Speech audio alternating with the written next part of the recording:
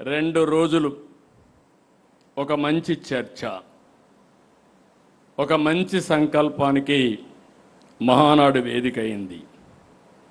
అనేక అసాధ్యాలను సుసాధ్యం చేయడం కోసం మనం చర్చించుకున్నాం. అందరికీ ఒక అవగాహన వచ్చింది. ఎన్డీఏ ఏం పని చేస్తున్నామో మనం అందరం అర్థం చేసుకోగలిగాం. ఈ అవగాహన ఇక్కడితో మిగలడానికి వీలు లేదు. ఈ విషయంలో నేను ఒకటే మిమ్మల్ని అందరినీ కోరుతున్నా. పార్టీలో ఒక సమర్థవంతమైన ఆర్గనైజేషన్ ఉంది, కేఎస్ఎస్. 60 ఓట్లకు ఒకరు, బూత్ కమిటీ, ప్రతి ఒక్క బూత్కి, పంచాయతీ కమిటీ, యూనిట్ 5 బూతులకి, క్లస్టర్. ఈరోజు నేను చూశాను, చాలామంది అన్నారు ఈ క్లస్టర్లు చేయలేరు, ఎమ్మెల్యే కానీ ఇన్ఛార్జి కానీ ఉండాలా, లేకుంటే మీటింగ్లే పెట్టలేరంటే కాదు. ఎమ్మెల్యేలు ఇన్ఛార్జీలు సహకరించండి. మా క్లస్టర్లకి ఎక్కడా లేని శక్తి ఉంది, నాయకత్వ లక్షణాలు ఉన్నాయి. మీరు సహకరిస్తే వాళ్ళు వండర్స్ చేస్తారని చెప్పాను. 4 రోజులు మీరు చూశారు. 1870 అనేది క్లస్టర్లో ఈరోజు మీటింగ్లు పెట్టగలిగే పరిస్థితికి వచ్చారు. నేను ఒకటే మిమ్మల్ని అందరినీ కోరుతున్నాను. ఒకప్పుడు మీ అందరికీ ఆదేశాలు ఇచ్చాం, ఇంటింటికి పొమ్మన్నాం, అపోజిషన్లో ఉంటే ప్రచారం చేయమన్నాం. సూపర్ 6 కానీ, బాబు షూరిటీ, భవిష్యత్ గ్యారంటీ, ఇలాంటి కార్యక్రమాలు మీకు ఇచ్చాం. బ్రహ్మాండంగా చేశారు. ఈరోజు మీరు ఇచ్చిన హామీలన్నీ నెరవేరుస్తున్నాం. సంక్షేమ కార్యక్రమాలు పూర్తిగా చేస్తున్నాం. 10 ప్రిన్సిపల్స్ పెట్టుకొని ఎక్కడా లేని విధంగా ఆదుకుంటున్నాం. అభివృద్ధిని ముందుకు తీసుకెళ్తున్నాం.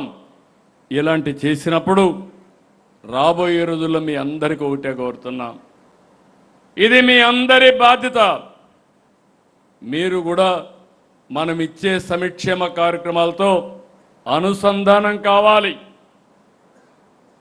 నిన్న చెప్పిందే మీరు, ఓట్లు వేయించింది మీరు, మళ్ళీ రేపు ఇప్పుడు ప్రస్తుతానికి అవి లబ్ధిదారులకు ఇచ్చేది గవర్నమెంట్, మళ్ళీ రేపు ఓటు అడిగేది, ఎన్నికల్లో నిలబడేది మీరు. ఈ విషయం మీరు గుర్తుపెట్టుకోవాలి. అందుకే రాష్ట్రంలో ఉండే ప్రతి ఒక్కరికి విజ్ఞప్తి చేస్తున్నాను, ప్రజలతో అనుసంధానం కావాలి. పదే మీరు చెప్పాలి.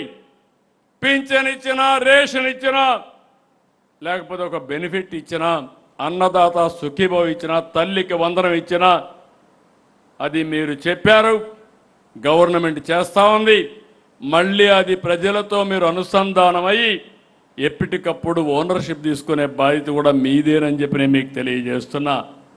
డెవలప్మెంట్ చెప్పారు, ఎన్నోసార్లు చెప్పారు.